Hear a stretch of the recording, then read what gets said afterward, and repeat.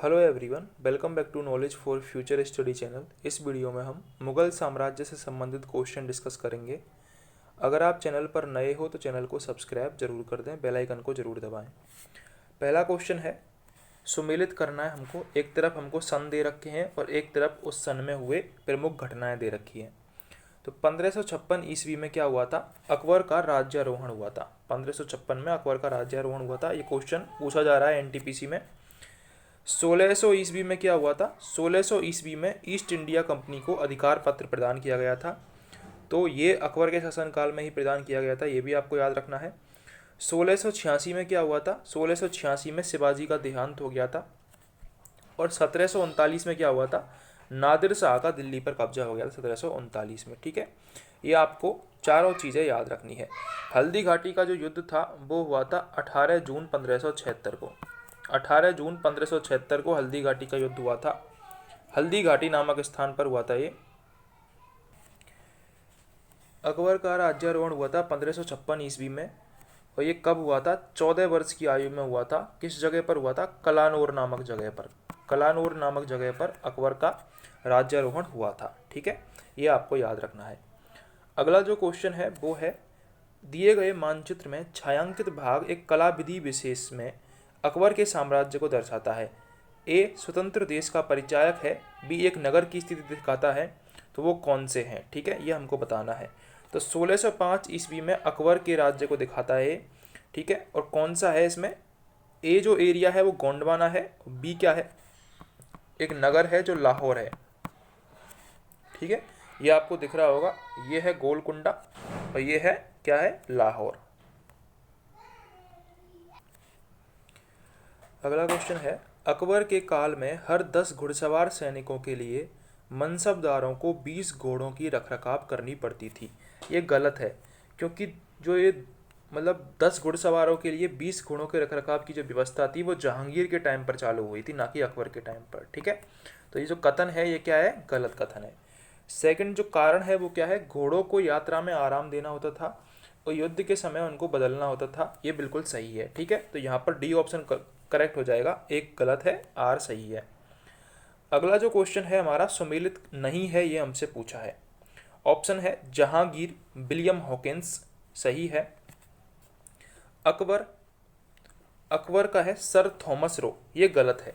जो sir Thomas Roe थे वे 1615 से लेकर 1619 तक भारत में रहे थे और ये जहांगीर के दरबार में आए थे। किसके दरबार में आए थे? जहांगीर के दरबार में आए थे। टॉमस रो इंग्लैंड के राजा जेम्स प्रथम के राजदूत थे। जहांगीर ने इसे खान की उपाधि से सम्मानित किया था। जो टॉमस रो थे इनको जहांगीर ने खान की उपाधि से सम्मानित किया था। ये क्वेश्चन पूछा जा सकता है कि जहांगीर ने खान की उपाधि से किसे सम्मानित किया? सर थॉमस रो को। क्वेश्चन आ सकता है, सर थॉमस रो को जहांगीर ने किस उपाधि से सम्मानित किया? खान की उपाधि से। कब तक रहे थे ये? 1615 से और 1619 तक रहे थे और जेम्स प्रथम जो कि इंग्लैंड के राजा थे उनके राजदूत थे ये। ठीक है, तो सेकंड ऑप्शन यहाँ पर गलत हो जाएगा, सर थॉमस रो जहांगीर के टाइम पर थे। शाहजहाँ के टाइम पर कौन आए थे? ट्रेवर नियर आए थे। और औरंगजेब के टाइम पर आए थे मनूची। तो ये चारों नाम आपको याद रखने हैं। विलियम हॉकिंस जहांगीर के टाइम पर, सर थॉमस रो ये भी जहांगीर के टाइम पर, ट्रेवर नियर ये शाहजहाँ के टाइम पर और मनूची औरंगजेब के टाइम पर। अगला क्वेश्चन है, जोड़ी हमको मिलानी है सूचियों से। पहला है, बड़े सामंतों को आवंटित भूमि, इसको क्या कहा जाता है? जो बड़े सामंतों को आवंटित भूमि है उसको कहा जाता है जागीरदार प्रणाली। ठीक है, ए ऑप्शन करेक्ट है, ए में फर्स्ट मैच कर रहा है। बड़े सामंतों को जो भूमि आवंटित की जाती है वो जागीरदार प्रणाली के अंतर्गत आती है। सेकंड है, माल गुजारी के इजारेदारों अथवा तहसीलदारों को आवंटित भूमि। इसमें क्या आता है? इसमें आता है जमींदारी प्रणाली।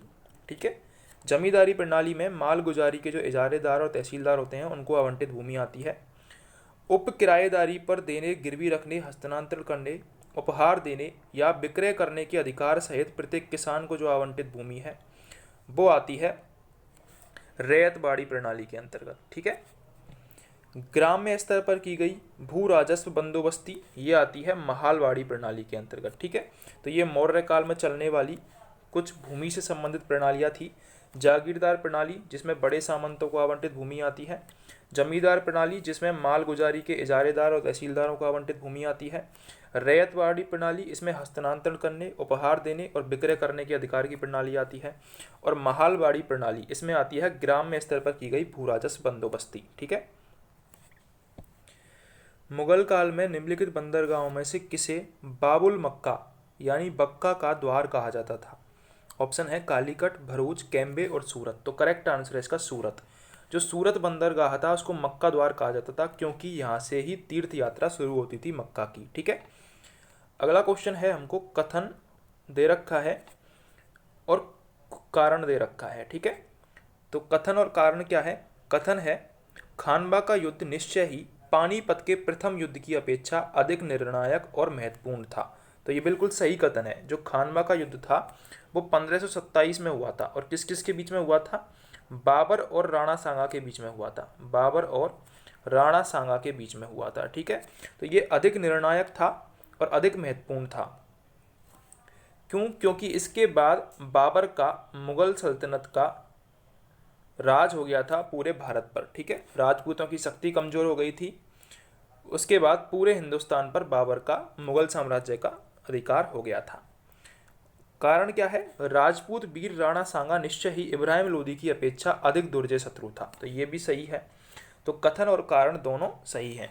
पानीपत का जो प्रथम युद्ध था वो हुआ था 1526 में, और कौन कौन के बीच में हुआ था? वो बाबर और इब्राहिम लोदी के बीच में हुआ था। बाबर और लोदी के बीच में हुआ था, इब्राहिम लोदी में। ठीक है।